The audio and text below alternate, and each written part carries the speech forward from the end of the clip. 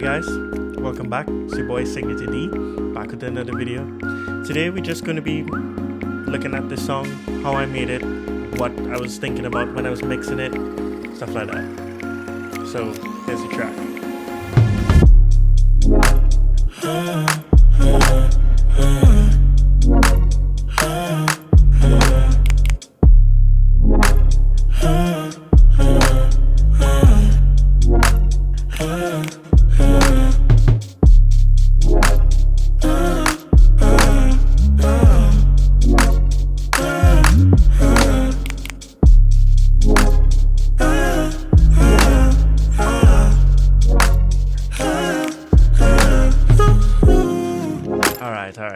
Alright. I'll just show the middle section and then I'll skip to the last section as well.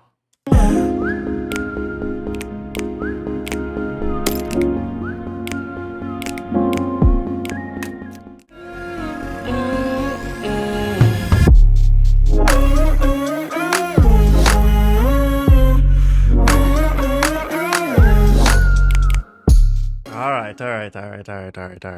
Okay, so I came up with this whole thing in my job at the mailroom at school. During the summer, I had a lot of downtime in the mailroom, so we weren't getting a lot of packages. So I just made this on my laptop. I actually started with this vocal right here, which I recorded on my through my laptop mic.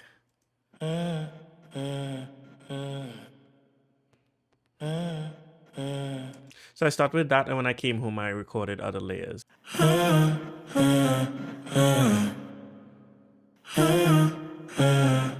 Okay, so I have a gate because it's in the mailroom. Without it, it's kind of just noisy. I have the gate, I have a EQ here, and vocal line. I'm using this as the input for all the other vocal tracks, and that way they match up in the rhythm, like it aligns the rhythm to whatever your source is. So I put this as my source and I aligned all the other vocals to it because I did a bunch of takes. So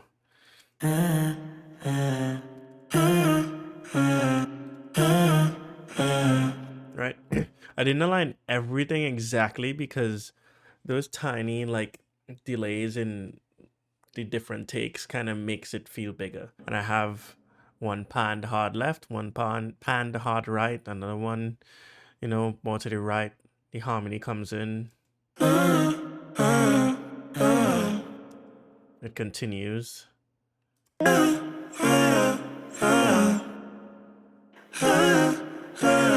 Okay, let me show you this vocal chain real quick.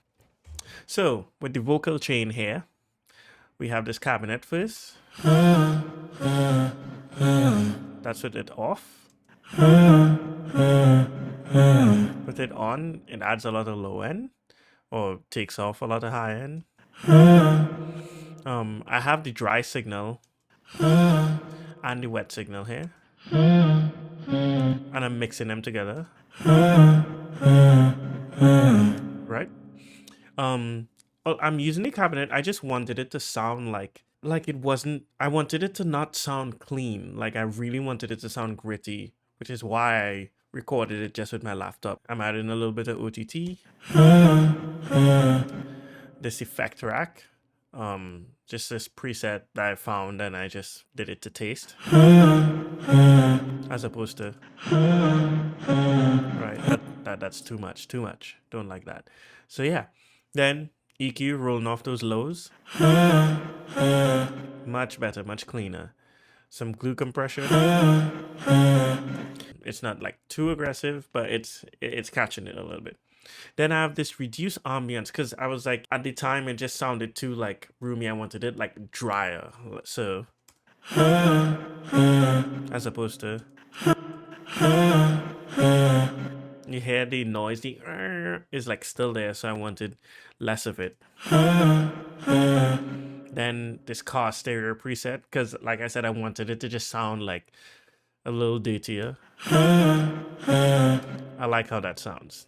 Then some brightness with fresh air. Notice I'm not doing too much with any of these. It's subtle things. 15%, 21%, you know? Next, drums.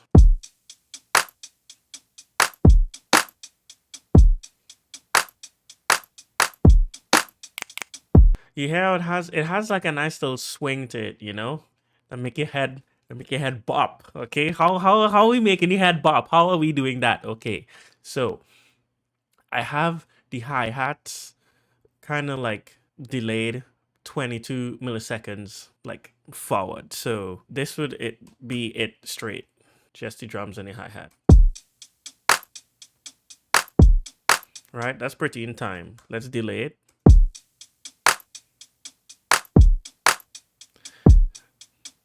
It adds a little bounce to it. Oh, by the way, how you get to here is this little D button in the corner here. You click that and that you could control the delays of any track. Anyway, the other thing that's adding bounce is this clap layer, which I have delayed behind. So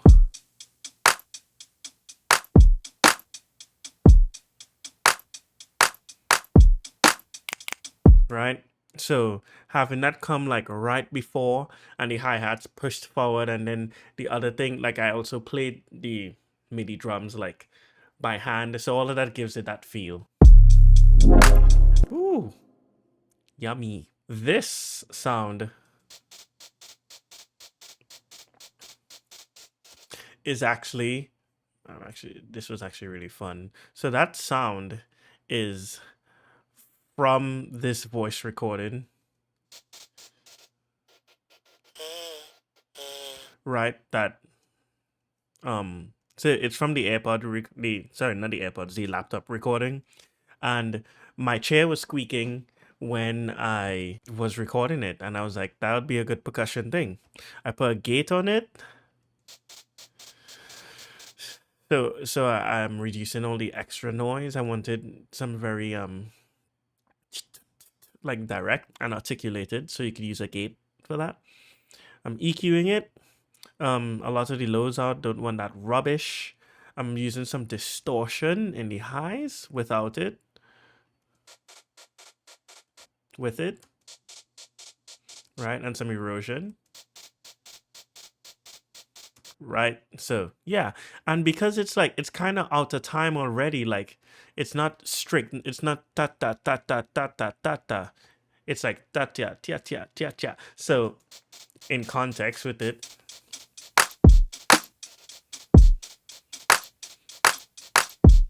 right, make your head go in circles. That's what we're talking about. Head in circles.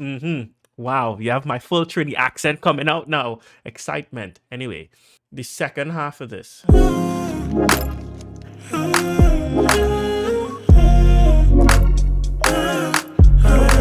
Okay, so to keep excitement and interest in your piece, you want to add and remove elements. So I add the little chair hi-hat thing, then I remove it. And I remove the hi-hats and I bring it back. So I allow space for some silence with the second half. Because something new is happening in the vocal. That's new.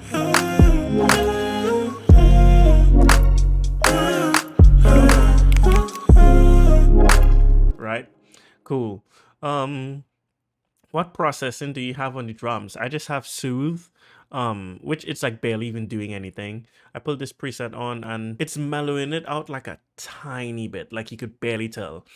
And then just light compression. It's really just affecting the kick and the clap. It's taming those levels down a little bit. Okay, that's it with mixing. Like a lot of it is just sample selection. During the break section, I automate the send, which is going to a plate reverb. This plate reverb here, I automate the send, and it's going to a plate reverb. So during the breakdown, it's like a little more spacey, right? As opposed to dry, right? Yeah. During the last section of this. By the way, how I did that is I just recorded my voice going and processed it like this. I just took out some lows, some compression, some erosion. Without it, it sounds dumb, like this. Well, it doesn't really sound that dumb. But yeah, it sounds way cooler that way. You know what I'm saying? So yeah. Anyway, next. 808, it's simple. I just have a saturator on it. It's soft clipping on.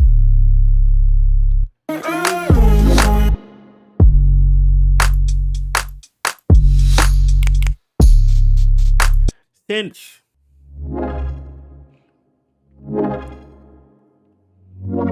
I got it from a sample pack. Samplify.us is Benzie box. Without all of this, it just sounds like this.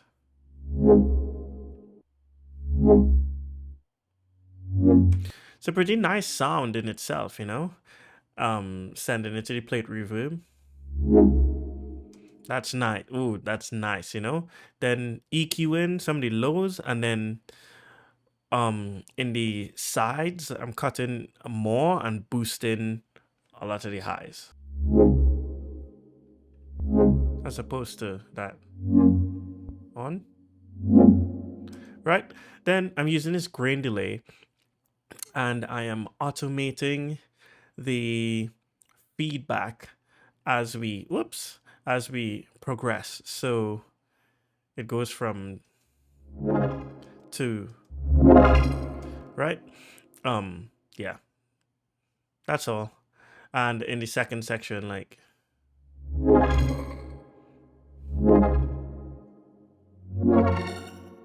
right, that's all I'm doing. Then I just had the S1 imager to make it a little wider, and then some OTT because I wanted a little more aggression, a little more bite in the highs. I have a layer.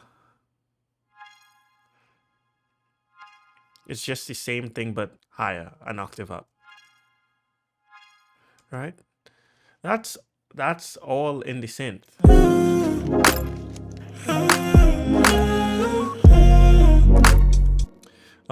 I have this sine layer. It's literally just a sine wave.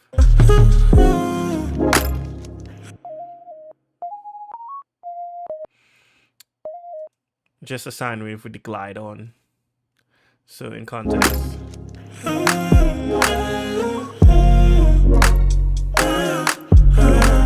So I'm kind of playing along with the melody and changing a couple notes as a nice just background layer, you know what I'm saying? So that's nice. Piano, I have piano. Just labs, stock piano. I use it all the time.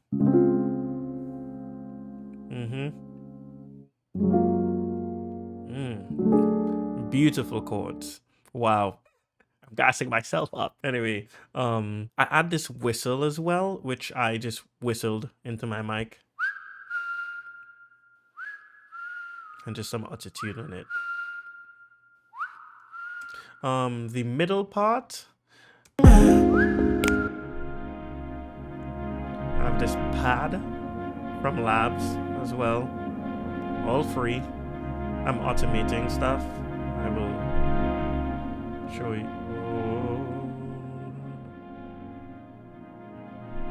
Yeah, I'm automating the dynamics for it to be a little more expressive, you know?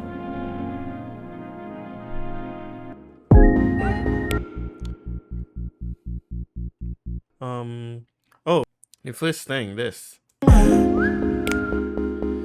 Also extremely simple, just a sine wave with the grain delay. Same grain delay I used before. Yeah. This is the automation here. I just build. And here. Oh, whoops. Increasing the spray. Sorry, the delay time. The last part.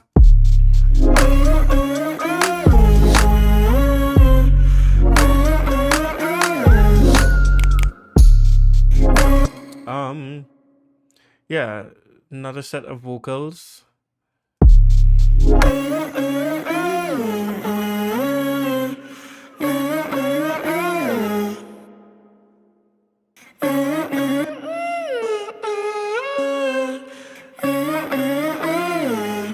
you see all that layering. like one by itself. Yeah, I had to squeak to get up there. I had to really squeak. But I layered it with a whole bunch of other things.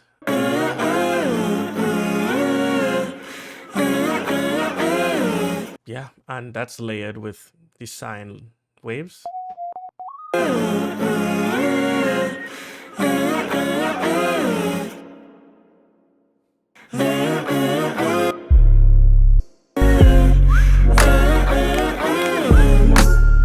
My friend Kobe did these guitars. I didn't keep it in the final version, but it does sound cool.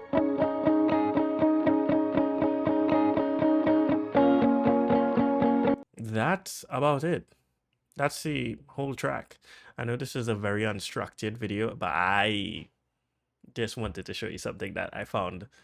Not I found, that I made, that I had lots of fun doing. So hope you had fun watching too. Like and subscribe. Thanks. Peace. Wait, hold on. Thank you.